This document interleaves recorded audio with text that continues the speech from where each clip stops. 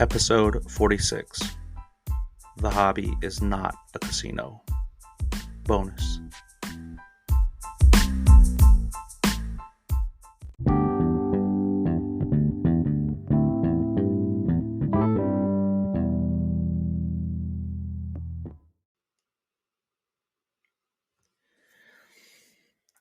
All right, so if you just listened to episode 45 called Hobby Casino, which was recorded just a couple of days ago, you might wonder why exactly is this episode number 46 called The Hobby is not a casino?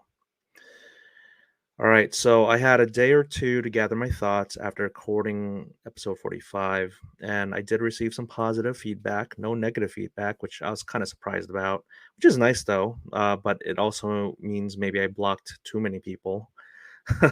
But the reason I wanted to make this episode is that last episode about Hobby Casino, the entire premise has one giant assumption, and it's huge. It's the make or break assumption. And it is that cards have no emotional value, no sentimental value, no nostalgia. And we know that this is just not the case. Perhaps the flippers, it is. I have definitely talked to some dealers where they have no PC, they have no emotional attachment to cards. They usually and primarily deal in ultra modern football, specifically quarterbacks. Of course, you don't just have to be a dealer either, right? I mean, you can be a member of the public, you can be a buyer, Instagrammer, set up your eBay store, just set up an account, buy, sell, trade, just, but you're transacting cards that, I mean, you're dabbling in cards that transact very easily, very regularly on a weekly basis, sometimes even on a daily basis. There's no rarity. Sometimes they're rare, right? Maybe sometimes they're numbered, but that's the artificial scarcity baked in either with that serial numbering or with that holder, the grading the slab. That's what creates this, oh, this is a pop, whatever it is, right? But in general, and I'm not just talking about base cards or, just kind of like paper cards, but they're the cards that are of, the top 5 quarterbacks at any given time, the top 10 NBA players at any given time, and they just continuously transact. And so I try to get to know a lot of people. That's kind of like the premise of Hobby S. Thompson and just my podcast is try to get to know the motivation and why people do things the way they do. And I do find myself having, kind of like a really wide net or network of people I talk to because I don't want to just talk to just flippers, just collectors, just investors. Like I really want to get to know a bunch of people, and I want to really get to the, maybe they'll be honest and share why they do things the way they do, or maybe they won't. And uh, as we all know, sometimes we even lie to ourselves, right? We think we're doing something for a certain reason, but we're actually not. So, but here's the thing, to flippers, there is no emotional value, but of course, to the collector, there is. There's a strong emotional value. There's a strong sentimental value to something. And to the collector, and I'm not speaking for all, of course, but it's just my opinion that the hobby is or can be a marketplace for two things. This, I'll do the fingers. Can't even see my finger. One, nostalgia. Two, idol worship. It can also be called an escape. Dare I even say maybe safe haven? Maybe that's going a little bit too far. But also, there's maybe the thought that do we even need to put a label on the hobby or analogize it to something in the zeitgeist? Or is the hobby just the hobby? So, to this group of people, collectors, again, very broad term, if these cards are not transactions and stocks and bonds, are they heirlooms, artifacts, keepsakes? If they are, I know that a lot of these folks, or and I'm included, us folks, I don't know. But I know that a lot of us, we say that we're collecting it, we enjoy it. Eventually, we want to pass these down to our kids. But then the question becomes, do our kids even want them?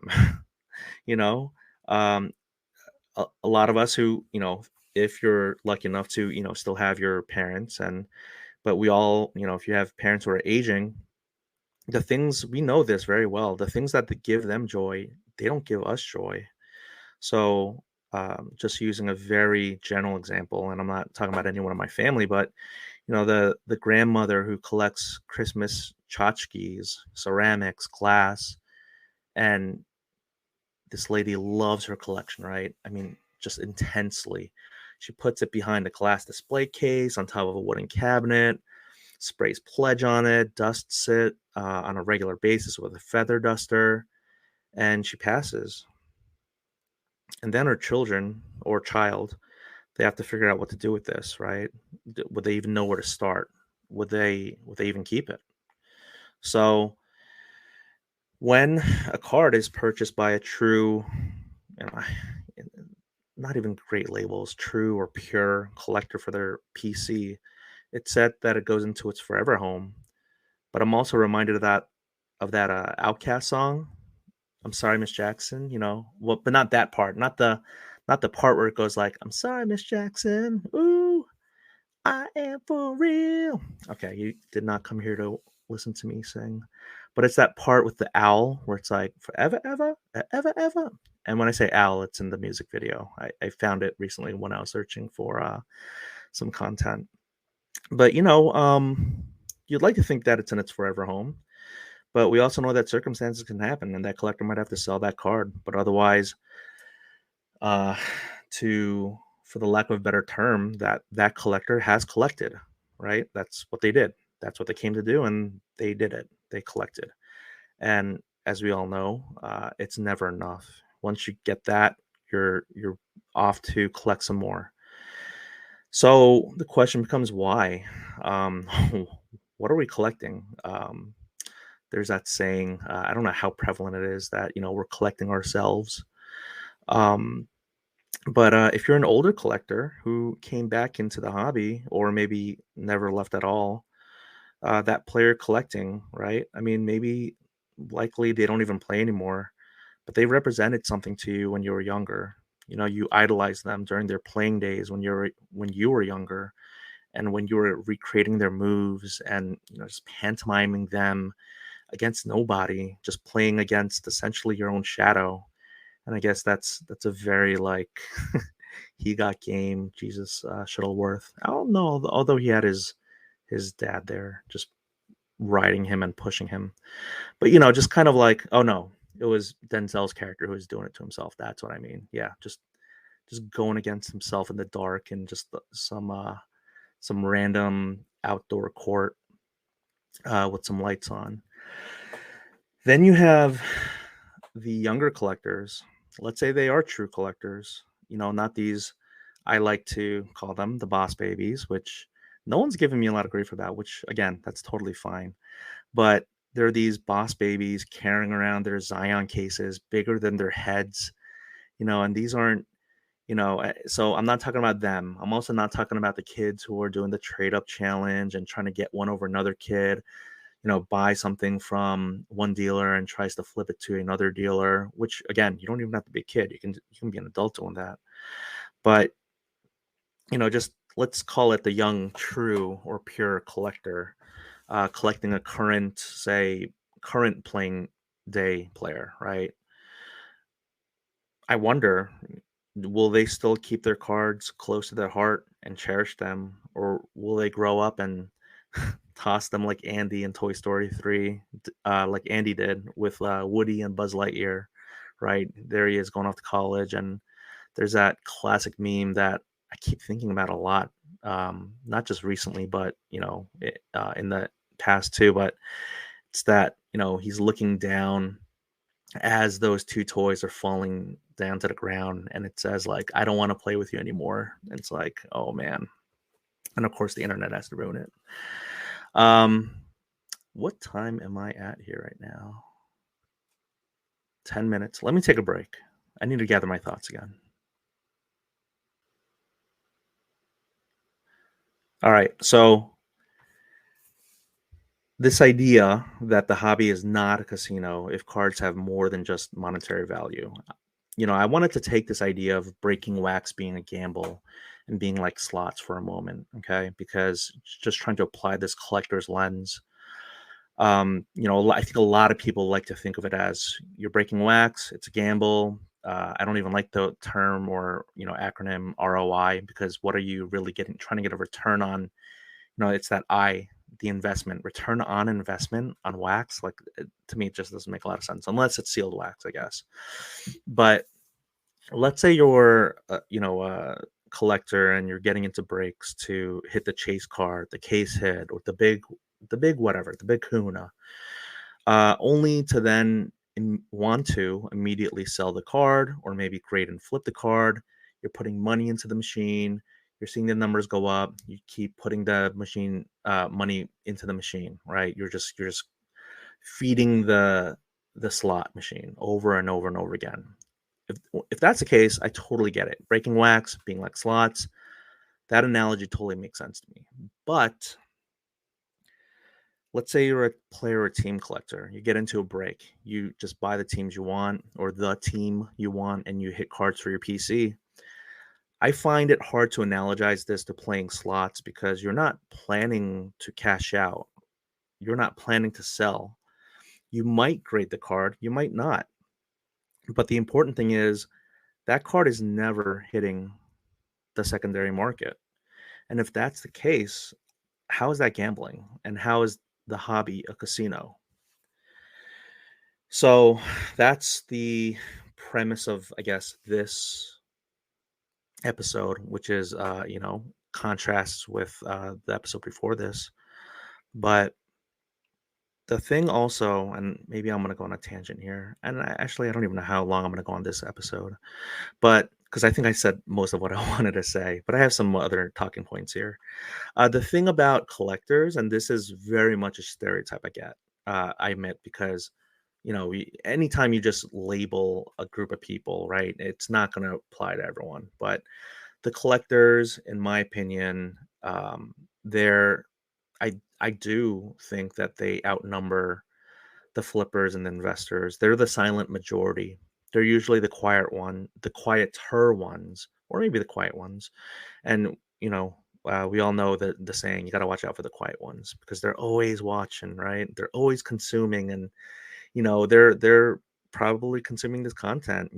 Maybe I'll stop saying there. You are a collector, you're consuming this content, and I know that I won't even hear a single peep from you despite you listening to this podcast, watching my content on Instagram, you know uh, reading my posts and my captions, which, by the way, all of that you do, thank you so much for doing it.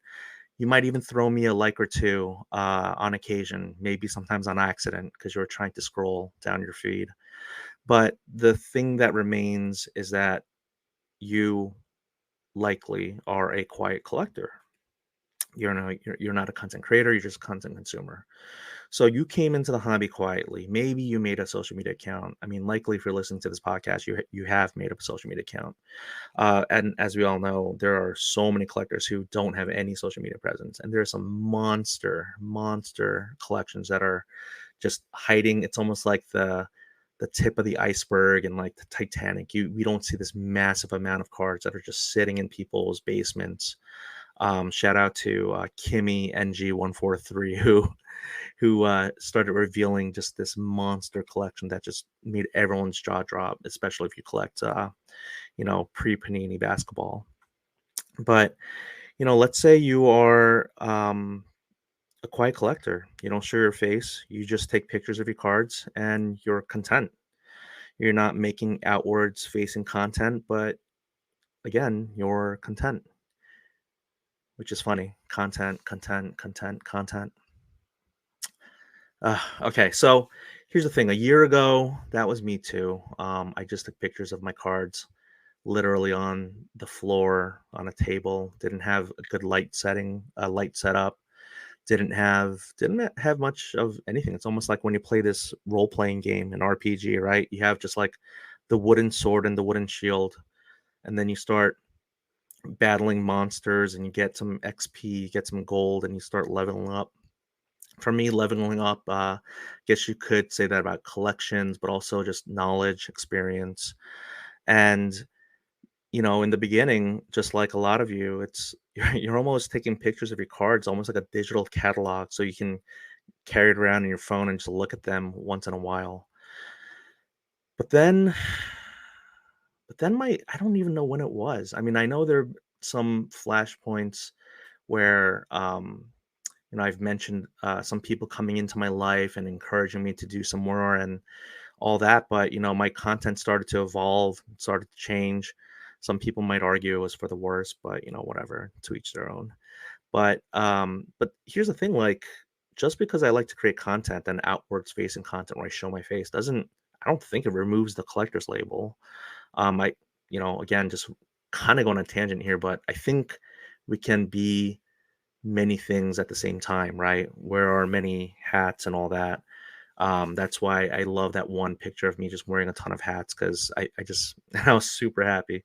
But that was me. So I think we're multifaceted just by the sheer fact of being human and being complex and complicated. I think we can be many things at once. And I guess in that regard, I would, admit that at this point in my collecting journey, if I have a podcast, a platform, just ways to express myself that, yeah, I want to share myself.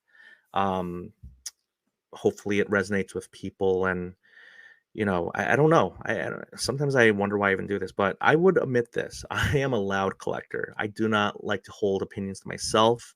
I do not think, that I think my opinion is valid just as much as another person's. Doesn't matter how expensive or nice my collection is.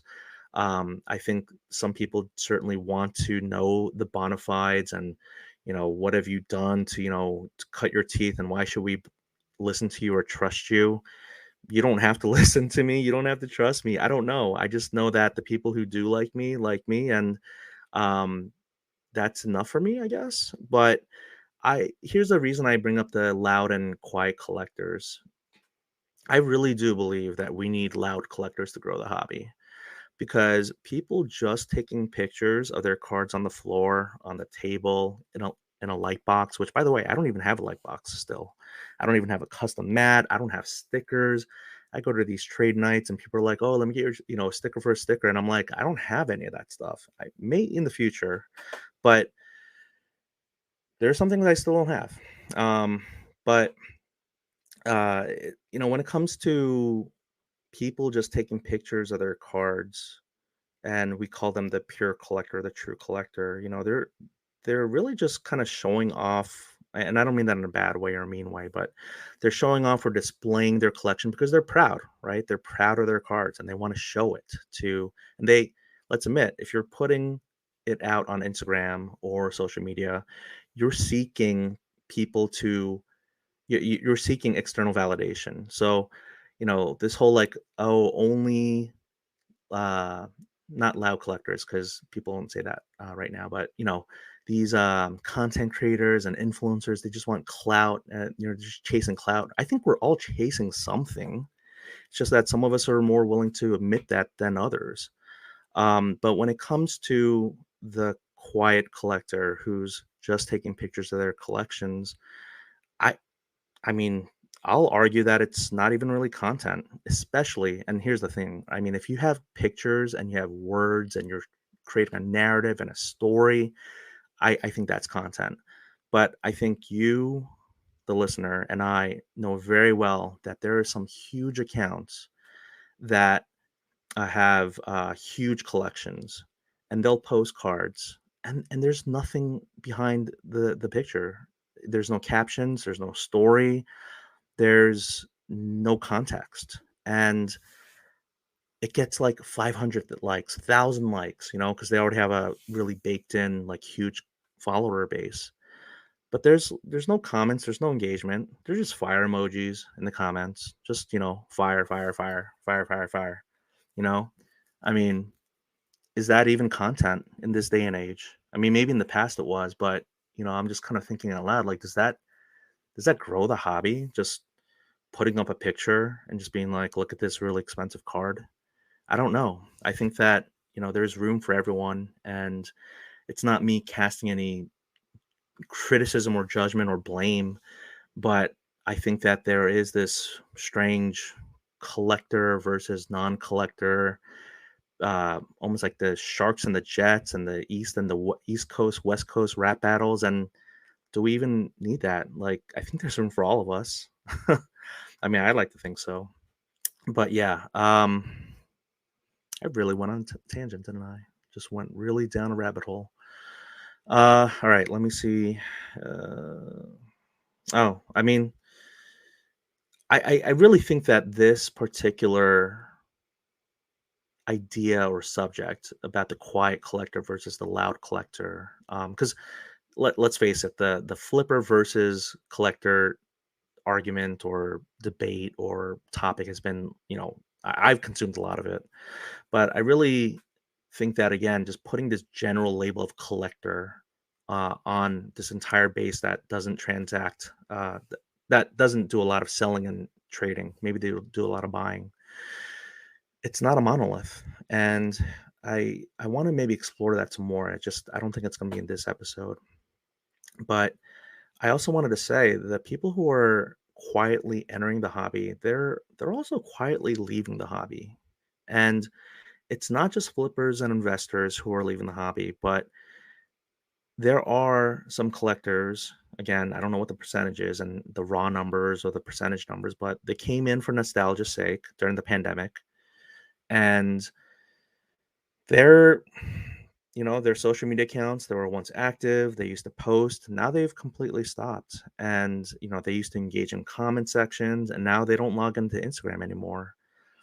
These are the people who follow you, who you follow back, but they're just inactive accounts now, and they're leaving just as quietly as they came in. They're not going to make a big uproar or a big post about why I'm leaving the hobby. They're definitely not creating a YouTube with a shocked face like this, and it's like, this is why I'm leaving the hobby. They're just leaving.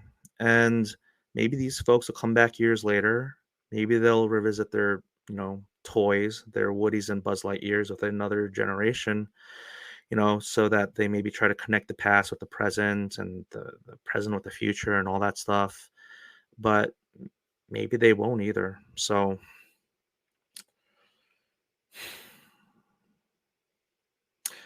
kind of threw a lot out there. I don't know how to end this. I'm usually I'm not that good at ending episodes, I think. Still, I'm still working. I'm still a work in progress, y'all. I think some people try to judge me on a really tough curve, and I'm like, listen, this podcast didn't exist 5 months ago. It just didn't. And I guess that at some point that excuse is going to go away. But with these bonus episodes, I less less structured, more flexibility, more tangents, more rabbit holes, less. I don't know. I try to do something there, but I couldn't get there. So the question I want to leave behind, and this is my final talking point, is nostalgia enough, right? Because in order for this hobby to not be a casino, it can't just be transaction, spin the wheel, see if you get all sevens, see if you hit the bonus, the jackpot, press the button on the video poker, push the chips in the middle, try to win a pot, try to win the tournament, try to see how many hands, how many times you can transact, and just keep pushing, pushing, pushing. I don't know, like maybe, for some people that is enough and that's all they want to do. They don't have PCs, like I said. I think they serve a purpose.